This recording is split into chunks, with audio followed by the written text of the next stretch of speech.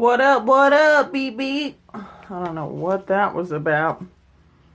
I think that's my signature move.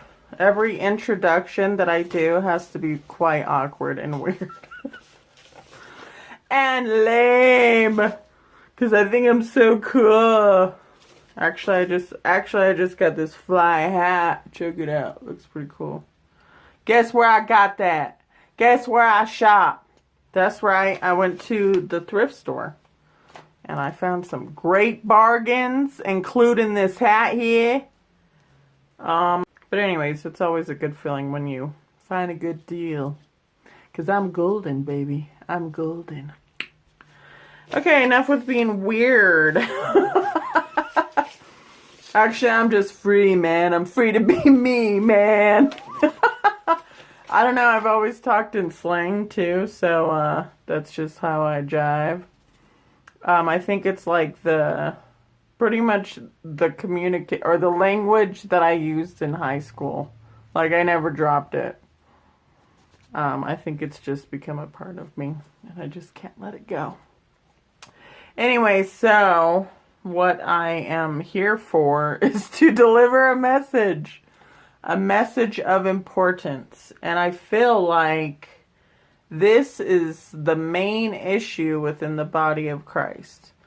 We're all offended. I mean, well, and that's kind of in the world too. Like, man, everyone's got some kind of beef with one another.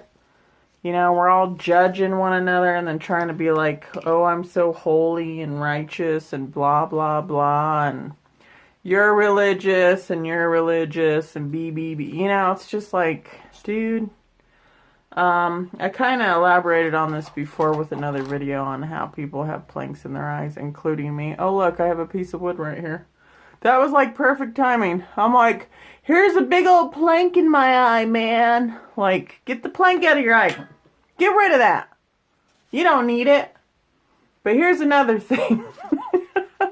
Another thing is we need to learn to be unoffendable. Because if there's people that are coming at us to judge us, if we're wronged, which we will be, but he has overcome the world, thank goodness, that we don't have to be offended to whatever does come against us. Offenses of any kind, be it with people, be it with fellow believers, because ironically enough, I deal with that more so within the body than I do outside of it. You know, we're all a bunch of whatever. I'm gonna stop going into that. Sorry. I guess you can tell it kind of irks me here. I'm like, oh, this is annoying. Sometimes social media too. I'm like, I just got to get off it, man. I just got to get off it. So the point is, you know, within the last year or two, I've noticed, you know, in a lot of ways that comes purposely to you. Offense will come no matter what.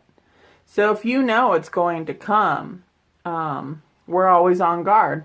We got the full armor of God. We got the full armor of light. He's my rear guard. We're continuously flowing in the glory rivers, being aware to whatever opposition or whatever things come against us. So we have the discernment on how to react correctly. And so, you know, be it whenever, be ready in season and out of season. I've realized within this last year, though, because it's always going to come at me, that I need to learn to be unoffendable. There I won't carry the bitterness. I won't carry the unforgiveness. I won't carry things that will weigh me down, that's unable to forgive in order for me to move forward. Because really it stifles your future. It stifles your ability to move past the past and go towards the future. And anyways, it's not like I've attained that to a higher ability, but it's become more of an awareness within me that it's like, I have to choose it. You know, I think it's ultimately just a choice.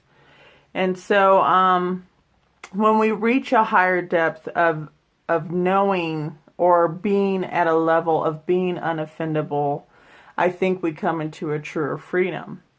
Being unoffendable leaves you with the ability to love people more freely. And I don't know where I heard it before, but I've heard a saying that says, someone said, no one owes me anything. So, if you hold that into account when people offend you, in whatever way you're perceiving that, because sometimes offense is just based off your own perception. Someone could come at you in a way that you're like, what is up with that? And they didn't even see anything wrong with it. Like you were just offended. And so keeping that in the back of your mind, I think really helps the ability to say that I don't have to be offended. When you become unoffendable and you realize, well, no one owes me anything anyways, then you don't have to account for anyone, paying you back for the wrongs that they've done. It really, truly does free you up. And so I've realized even, when people come against me, that I have my own defenses, I have my own reactions that I need to work out within myself with the Lord and bring it to light with what is the issue that makes me react that way? What is the wound within my heart that needs mending? And being willing in that process. And that's, all it is a process. I still may react and I still may have offense for that moment and I still may have to forgive. But ultimately keeping that in the back of my head and saying, okay, well, they don't owe me anything anyways, helps the process. It's not immediate. It's not quick. It's not like, oh, okay, Joe Blow totally told me I sucked and gossiped about me and, drugged my name in the mud. Oh, okay, well, he doesn't owe me anything anyways. It's all good. No, you probably got to work through it. You got to forgive. You got to allow the process. If it comes up and you think of that person, you probably need to release it again. It comes up again, release it again until you say, you know what? As an act of my will, I forgive them. And it might take a few good times until that person doesn't come to mind anymore, until the situation doesn't come to mind anymore, or when you hear about those past things, that it doesn't make you react emotionally where you can tell there's a wound. And so,